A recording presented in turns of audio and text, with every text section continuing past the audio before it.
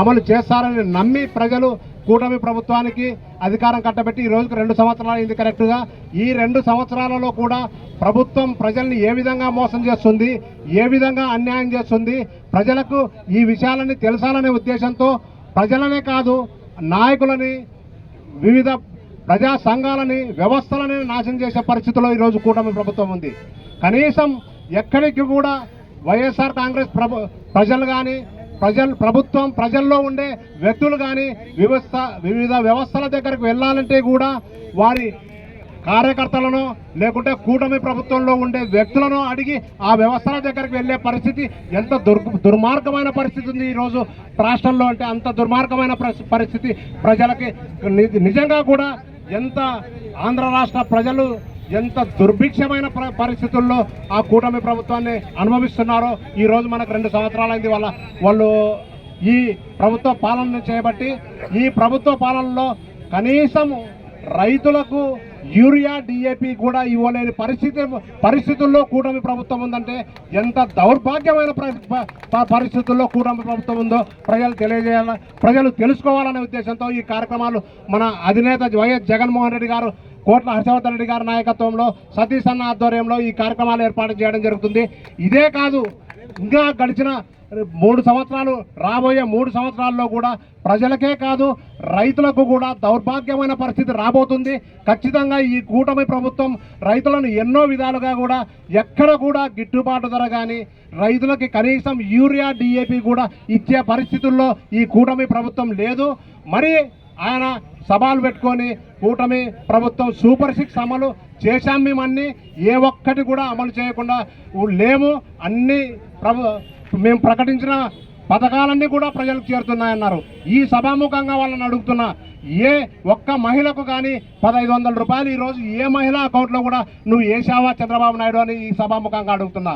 నిరుద్యోగులకు నిరుద్యోగ భృతి అని ప్రకటించావు, ఏ నిరుద్యోగ భృతి ఒక్కరికి కూడా, ఒక్క నిరుద్యోగునికి కూడా ఈరోజు నువ్వు డబ్బులు బ్యాంకులో వేసావని ఈ సభాముఖంగా ప్రశ్నిస్తున్నాం. ఖచ్చితంగా కూడా నువ్వు అమలు చేయాల్సిందే. ఈ పథకాలన్నీ అమలు చేయలేని పక్షంలో నీకు వచ్చే లోకల్ ఎలక్షన్లలోనే ప్రజలు బుద్ధి చెప్పడానికి ఎదురు చూస్తున్నారని ఈ సభాముఖంగా కూడా తెలియజేస్తున్నాను. నేను ఖచ్చితంగా ఈరోజు చెప్తున్నా, ఖచ్చితంగా కూడా రాబోయే కాలంలో జగన్మోహన్ రెడ్డి అధికారంలోకి రాబోతున్నాడు. ఖచ్చితంగా వ్యవస్థలంతా కూడా అంబేద్కర్ రాసిన రాజ్యాంగాన్ని ఈరోజు కూటమి ప్రభుత్వం ప్రజలు కూడా, కూటమి ప్రభుత్వం నాయకులు కూడా అంబేద్కర్ రాజ్యాంగాన్ని పక్కన పెట్టి లోకేష్ రాజ్యాంగం నడుస్తుంది ఈరోజు ఆంధ్రప్రదేశ్ రాజ్యంలో. అన్నిటికీ కూడా సమాధానం చెప్పే పరిస్థితి ఖచ్చితంగా భవిష్యత్తులో ఉంటుంది. కర్మ అనేది ఒకటి ఉంటుంది, ఆ కర్మను మీరు కూడా అనుభవించాల్సి వస్తుంది. భవిష్యత్తులో ఖచ్చితంగా ఆ కర్మను మీరు అనుభవిస్తే తీరుతారని ఈ సభ ముఖంగా తెలియజేసుకుంటున్నాం. ప్రజలు ఈరోజు స్టేషన్కి వెళ్ళాలంటే కూడా, ఎంఆర్ఓ ఆఫీస్కి వెళ్ళాలంటే కూడా, ఒక ఎండిఓ ఆఫీస్కి వెళ్ళాలంటే కూడా తెలుగుదేశం నాయకులు చెప్పిన కార్యకర్తలకు మాత్రమే అక్కడ పిలుపునిస్తారు. వాళ్ళను కూర్చోబెట్టి మాట్లాడే దుర్భరమైన పరిస్థితి ఈరోజు ఆంధ్ర రాష్ట్రంలో ఉంది. ఆ పరిస్థితి ఇంకా గడిచే 3 ఏళ్లలో జరగవు. ఖచ్చితంగా మేమంతా కూడా కలిసి ఐక్యంగా మా కార్యకర్తల్ని కాపాడుకుంటాం. ఖచ్చితంగా మా కార్యకర్తలకు ఎటువంటి ఇబ్బందులు వచ్చినా కూడా ముందుండి పోరాడతామని సభాముఖంగా కూడా తెలియజేసుకుంటున్నాం. ఖచ్చితంగా కూడా రాబోయే కాలం వైఎస్ జగన్మోహన్ రెడ్డిదే. ఆ వైఎస్ జగన్మోహన్ రెడ్డి వచ్చిన మరుక్షణం ఈ ఫలితాలన్నీ కూడా రేపొద్దున ఫలం మీరే అనుభవిస్తారు. ఖచ్చితంగా అనుభవించే రోజు కూడా దగ్గరలోనే ఉందని ఈ సభాముఖంగా తెలియజేసుకుంటూ ఈ అవకాశాన్ని ఇచ్చిన ప్రజలందరికీ కూడా కృతజ్ఞతలు తెలుపుకుంటూ సెలవు తీసుకుంటున్నాను.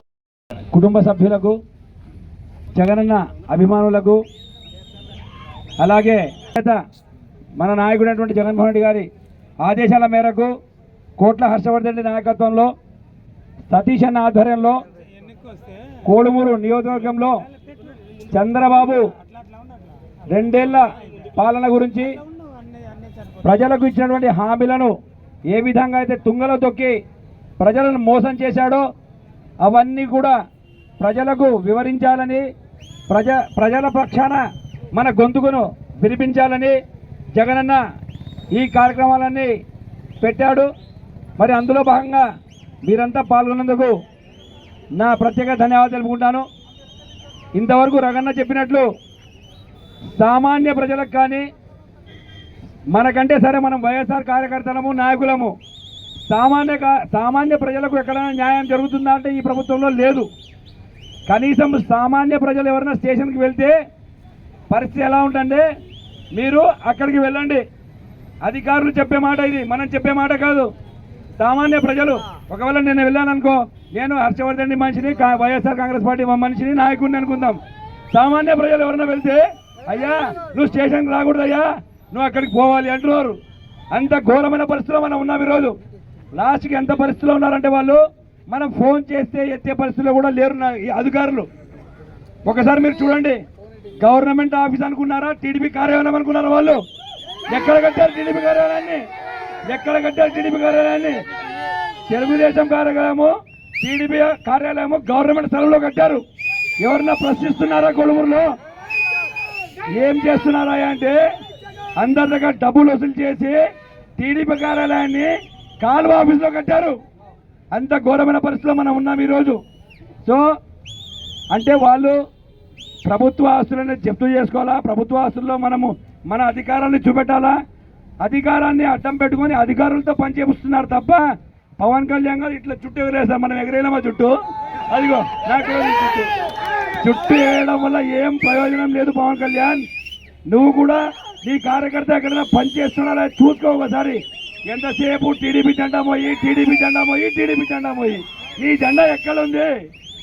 నువ్వు డిప్యూటీ సీఎం అయ్యి ఉండి కూడా కింది స్థాయిలో నీ కార్యకర్త ఒక్కడు కూడా క్షేమంగా లేడు, అసలు సుఖంగా లేడు, సంతోషంగా లేడు. జనసేన పార్టీలో ఉన్నామా లేదా అని వాళ్ళకు కూడా తెలియదు. నీ జెండా మోసే కార్యకర్తని ఫస్ట్ నువ్వు చూసుకో. ఎంతసేపు ఉన్నా చంద్రబాబు లోకేష్ పవన్ కళ్యాణ్ ఇదే నడుస్తుంది తప్ప ఇక్కడ ఏమీ నడవట్లేదు. ఈ ప్రభుత్వం మీది. రాబోయే జగనన్న ప్రభుత్వంలో మేము కూడా మీకు చూపిస్తాం. మా పవర్ ఏమో ఆ రోజు కూడా చూపిస్తాం. మీరు చూపించేది కాదు, మీరు నేర్పిస్తున్నాము, మేము చేసి చూపిస్తాం ఆ రోజు. దయచేసి ఇక నుంచైనా కూడా ప్రజలకు ఇచ్చిన హామీలు, ప్రజలపై ఉన్నటువంటి మీకు నమ్మకం ఉంటే ప్రజల కోసం మీరు ఎక్కరు కదా గద్దె, ప్రజల కోసం పనిచేయండి. లేదా ప్రభుత్వం దిగిపోండి, మధ్యలో మేము మా జగనన్న ఎక్కి చూపిస్తాం మీకు ఎట్లా చేయాలో. జగనన్న ప్రభుత్వం ఎట్లుందో మేము చూపిస్తాం మీకు. మరి ఈ అవకాశం ఇచ్చిన పెద్దలందరికీ కూడా ధన్యవాదాలు తెలుపుకుంటూ జై జగన్, జై జగన్, జై హర్షన్న, జై హర్షన్న. లేదు. ఈరోజు ఇక్కడ అంబేద్కర్ విగ్రహం ముందు మేము చంద్రబాబును ప్రశ్నిస్తున్నాం. ఇక్కడ భారతదేశ రాజ్యాంగాన్ని అమలు చేస్తున్నారా, రెడ్ బుక్ రాజ్యాంగాన్ని అమలు చేస్తున్నారా? ఏదైనా ప్రజల మనోభావాలు దెబ్బతిన్నాయంటే వారి సంక్షేమ పథకాలు అందజేయకుండా ప్రజలను మోసం చేసిన మనోభావాల మీద మరి మేమెన్ని కేసులు పెట్టాలా? ఏమన్నా వాళ్ళని తిడితే ప్రశ్నిస్తే కేసులు, మనోభావాలు దెబ్బతిన్నాయని కేసులు. కొత్త సంస్కృతిని తెరదీశారు. ఒక స్టేషన్ నుంచి ఇంకో స్టేషన్, ఇంకో స్టేషన్ నుంచి ఇంకో స్టేషన్లు తిప్పుతున్నారు. ఈ సందర్భంగా కూటమి నాయకులకు మేము ఇక్కడి నుంచి పిలుపునిస్తున్నాం. రాబోయేది మళ్ళీ వైఎస్ఆర్ ప్రభుత్వమే, జగనన్ననే.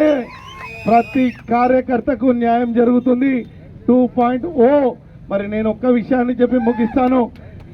నాకు ఇచ్చినటువంటి కోడుమూరు నియోజకవర్గ బాధ్యతలు, వైఎస్ఆర్సీపీ బాధ్యతలు ఏక నాయకత్వంతో పనిచేయడమే. హర్షన్న ఆధ్వర్యంలో మరి ప్రతి కార్యకర్తకు జగనన్న పథకాలను ప్రభుత్వాన్ని అందజేయడం తప్ప వేరే ఆలోచన ఏమీ లేదు. ప్రజలకు మేలు చేయాలన్న ఉద్దేశంతో ఈరోజు నేను మీ ముందున్నాను.